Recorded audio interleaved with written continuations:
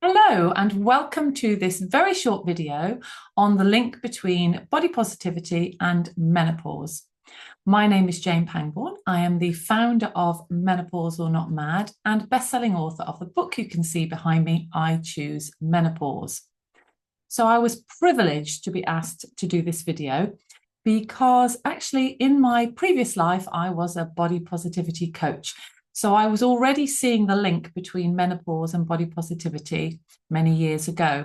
Now I focus very much on helping women with their hormone replacement therapy, helping them to use it safely, dismissing and debunking all that scaremongering and all those fake facts out there about hormones and how hormones are actually our friends, not our enemy.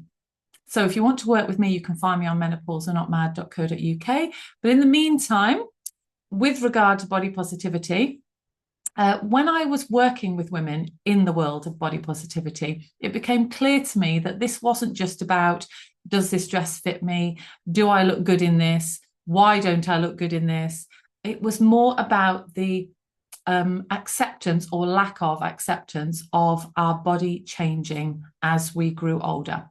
So during perimenopause and menopause specifically, your hormones are fluctuating initially and then declining once you get into postmenopause, and your body responds by changing. So if we do nothing about it, if we don't do anything to change what we eat or how we exercise, or we don't take hormone replacement therapy, or we don't change anything at all in our lives and our lifestyle is exactly the same, our body will slowly change, not necessarily for the better.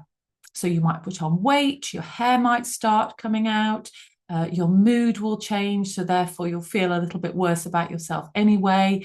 And lots of other things physically and emotionally will change for you.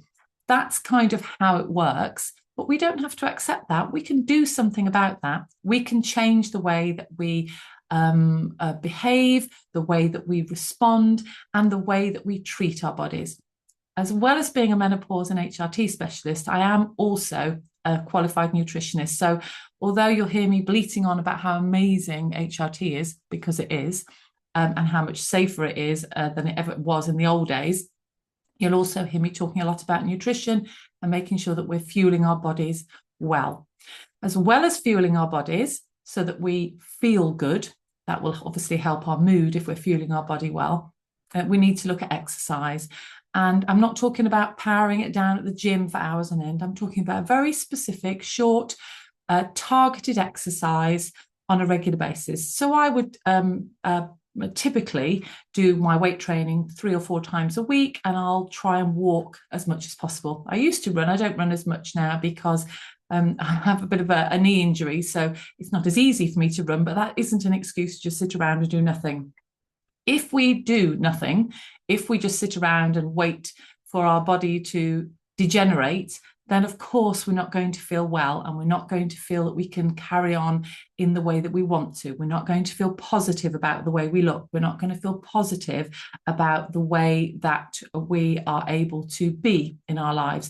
And a lot of the women who come to me, and I work with thousands of women every year, a lot of the women who come to me will say, I just don't feel like myself. I just feel like I've lost myself. Now, some of that's going to be due to the hormones fluctuating and declining. But actually, you can physically do something about this aside from hormone replacement therapy as well. If you do want to consider hormone replacement therapy, I'm your girl. So I know everything there is you need to know about using your body identical, regulated, safe hormone replacement therapy in an effective way to make sure that you are balanced and that the cells in your body are being fed with the estrogen and the progesterone and potentially the testosterone that they need to help them to work effectively. So if you're finding things a bit of a struggle from a symptoms perspective, as well as from an image perspective, you might find that just some tweaks with your hormone levels will make all the difference. And then you'll actually feel more positive about doing all those other things like exercising, eating well. It's frustrating to me when women are told, yes, you can have hormone replacement therapy once you've lost some weight. You can have hormone replacement therapy once you start eating more efficiently and more effectively. Well, it's sometimes quite difficult to do that when you already feel rubbish and you're being told, well, once you do the thing that you really haven't got the energy to do or the motivation to do, then we'll help you out with making you feel better. It's almost the cart before horse. So I'm here as that starting point for you for when you're ready to move forward with hormone balance and then feeling better about yourself overall. So if you want to work with me, if you want to know a bit more about what I do, you can find me on menopauseornotmad.co.uk. And you can find me on Instagram, on Facebook, and on YouTube under the same name of Menopause or Not Mad. Thanks all. See you soon.